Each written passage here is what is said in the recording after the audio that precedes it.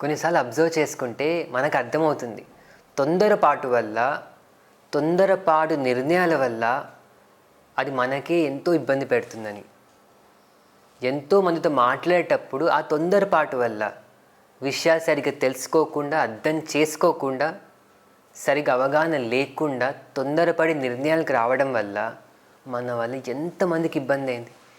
దానివల్ల వాళ్ళతో మనకుండే ర్యాపో కూడా స్పాయిల్ అయిపోతూ ఉంటుంది. ఒక విషయంపై నిర్ణయంకి వచ్చే ముందు ఒక్కసారి కొంతసేపు ఆగి సరిగ్గా విషయం గురించి అర్థం చేసుకొని, క్రాస్ చెక్ చేసుకొని ఇంకోళ్ళకి చెప్దాం తప్ప, తొందరపడి వాళ్ళు తప్పే ఉందేమో అని చెప్పి నిర్ణయానికి వచ్చేసి ఒక మాట వాళ్ళని అనేస్తే మాట బ్యాక్ తీసుకోలేం కదా. వాళ్ళు బాధపడవచ్చు కదా. నా తప్పు లేకుండా, నన్ను అడగకుండా నన్ను అనేస్తున్నారని చెప్పి వాళ్ళు ఎంత ఇబ్బంది పడవచ్చు. అలాగే మనకు జరిగితే మనం తట్టుకోగలమా? మనకి ఇబ్బంది అనిపించదా? అలాంటప్పుడు ఇంకోళ్ళతో మాట్లాడేటప్పుడు కానీ, ఇంకోళ్ళతో ప్రవర్తించేటప్పుడు కానీ కొంత ఆగి విషయాలు సరిగ్గా అర్థం చేసుకొని, ఫ్యాక్ట్స్ని సరిగ్గా తెలుసుకొని మాట్లాడితే కనుక నిజంగా ఎన్ని ఇబ్బందులు మనం దూరం పెట్టచ్చు, ఎంత హాయిగా ఉండొచ్చు.